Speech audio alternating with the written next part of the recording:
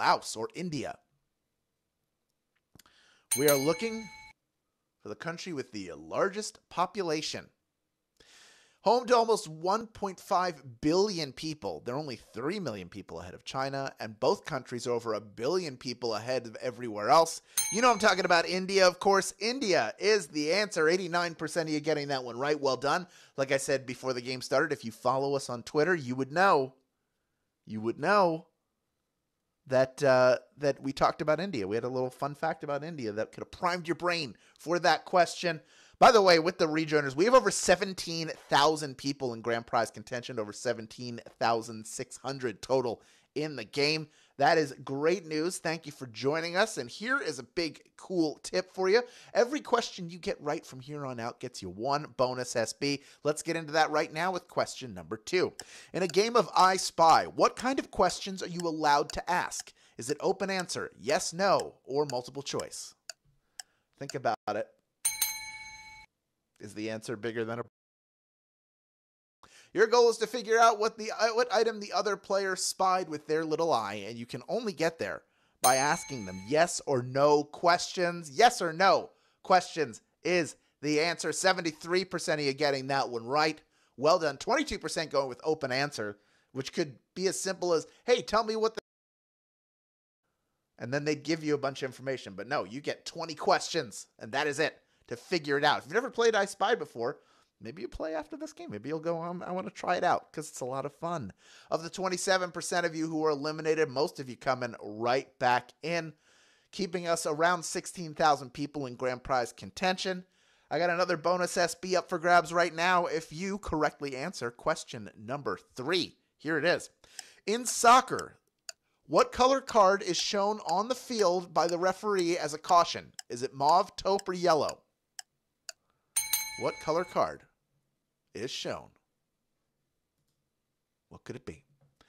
Card is shown when a player has broken the rules in a game. If you get 2 of them, you're shown a red card and you are out of there. So it's probably best to avoid those yellow cards altogether. Just play a civil game, I ask. 97% of you knew that one was the answer. The yellow card, of course. There are a bunch of different color cards. There's a blue card, there's a green card, but there's no mauve and no taupe, not yet. Let's move on to question number 4 now, worth 1 bonus SB if you get it right.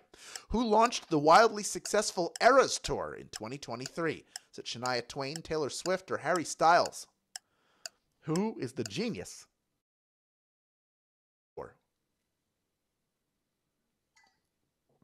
Take one of the most popular performers on the planet and have her play songs from her catalog, and you have a formula for wild success. Would you expect, though, anything less from Taylor Swift? Taylor Swift is the answer. 94% of you getting that one right. Conquering the box office right now as well. Her concert film has already made over $100 million. She's on she's at all the Chiefs games, helping them win. This is a crazy time for Taylor Swift and all the Swifties. Let's move on to question number 5 now, worth 1 bonus SB.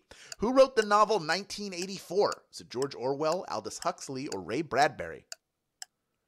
Looking for who wrote the novel 1984? Who was that person? Ramalama ding dong. If you want a depressing, frightening look at a dystopian future, look no further than 1984. The 9th and final novel from George Orwell. George Orwell is your answer. 86% of you getting that one right. Well done. Only 14% of you eliminated. We are halfway through the game, and with the rejoins, we're going to have just about 14,000 people in grand prize contention, and that is pretty cool to me. We are on now to question number 6, worth 1 bonus SB if you get it right. Here it is. The Wecquaesgeek Trail is better known today by what name? Is it Park Avenue, Wall Street, or Broadway? The Wecquaesgeek Trail. Try saying that one time fast. The path ran through the bush of Manhattan. The Dutch settlers called it De Heerstraat, which means Gentleman Street. But today, we know it as Broadway. Ba-da-da-ba-da. Broadway was the answer. Only 37% of you getting that one right. But that was a tough question. I'm impressed that 37% of you got it. And of the 63% of you who were eliminated and have the opportunity to rejoin, we've already got over half of you back in. I have a feeling we're going to have a bunch more. So go ahead and rejoin. We'll take a second. Of course, the early colonizers of New York City were Dutch. So that's a Heer de Straat. There's still a bunch of stuff that sort of bears their name. New Amsterdam is what they called it for a while. I think there's an Amsterdam street. Who remembers? Let's move on to question number 7 now, worth 1 bonus SB if you get it right. Which of the following utensils was created in China? Is it chopsticks, the fork, or the butter knife? Utensils created in China. Once you figure out the correct way to hold them in your hand, they make eating much easier and cleaner. So take a minute and learn how to use a pair of chopsticks. It's worth it. Chopsticks is the answer. 89% of you getting that one right. Well done. Good job. Bounce back from a difficult question. All of a sudden, a bunch of you get that one. That is what we like to see around here at Daily Trivia Live. Moving on now to question number 8, worth 1 bonus SB if you get it right. Here it is, Q8. What is the average distance from the Earth to the Sun? Is it 2 million miles, 55 million miles, or 93 million miles?